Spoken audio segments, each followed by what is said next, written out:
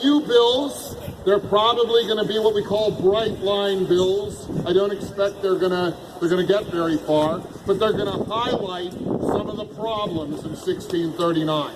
Now, the form of the bill will ask to repeal those parts of 1639, but really the point is to shine a light on the worst elements of it and give the lawsuits and give the activism, people like you, a way to focus on where to appeal to the voters, to your neighbors, to your family members, for what parts of that need to be turned around.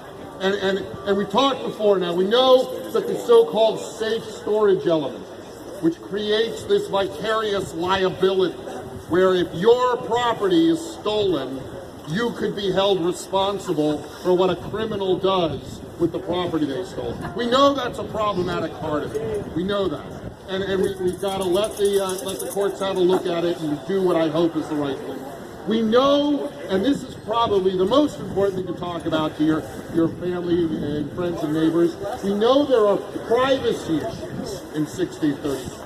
That the way that the initiative goes about creating these greater licenses and databases for tracking people for permission, that we know that creates privacy problems, where they're violating other law that protects your medical history, your medical details, protects your personal details. You know, it exposes those to state agencies to create new databases, and we don't want that. Now, here at Olympia, we can do something about that. We can put restrictions on the data, on the databases that state agencies hold, and that's a good thing involving gun rights, but it's a good thing generally. We don't want the state agencies to be holding lots of personal information indefinitely. You know, now a state agency may need to use some information to make a driver's license or something like that, and that's okay, but we don't want them aggregating, building these big databases that are targets to hackers and identity thieves and are subject to all kinds of what we call bureaucratic creep, where the amount of information they keep and the breadth of the data they've got grows and grows. We want those databases to be used reasonably, but then purged and eliminated and not growing constantly. So remember, part of this process is an erosion of privacy rights. It's not just gun rights. And I want to expand that thought too.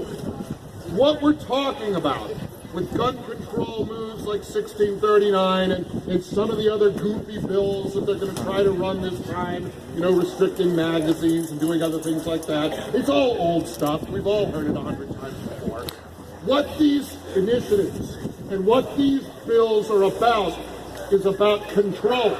You know, they talk about gun control, and we focus on the guns part, and that's a good thing, but don't forget the control part. This is about control. It's about making free citizens in a democratic republic into slaves. It's about making us subjects, not citizens. I see the signs, and you're right on the money. And make you into a felon. They call it, what is it? I can indict a ham sandwich, some of them say. I can make anyone a felon. This is not what this country was built on. This is not what this state was built on. This state and this country was built on the presumption that we are free men and women, and that we come together to form governments to protect our fundamental rights and do the few things that are bigger than any one person can do.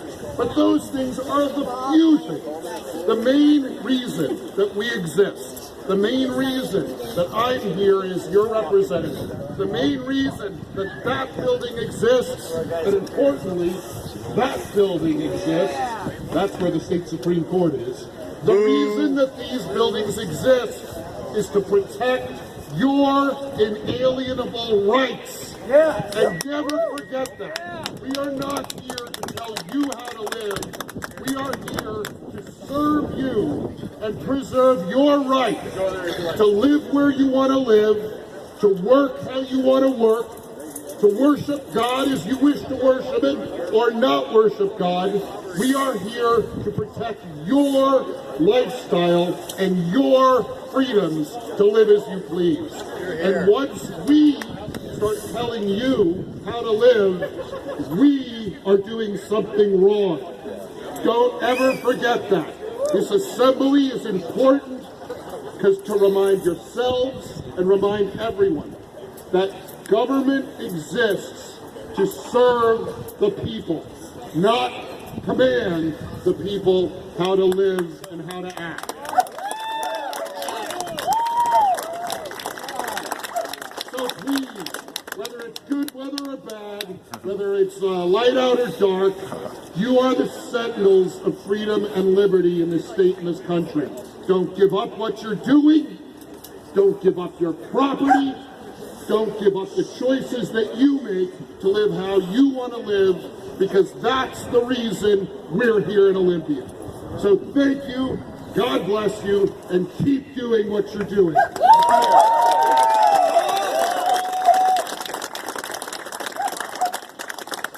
Powerful. All right, the next representative that we have come up here is actually from across the aisle from what we normally, I'm going to say what we normally see. We see the far side, the outside, generally are fighting for a gun right. He's from the other side. He's been out here for every single one of these that we've done, spoken at every single one of them. He's a staunch supporter of our right to bear arms, fights hard for them, and he's actually the one that has put forth the legislation over the last recent years that we've been able to get passed here in favor of our rights. It's Representative Brian Blake, 19th Legislative District here in Washington, to speak. Well, thank you.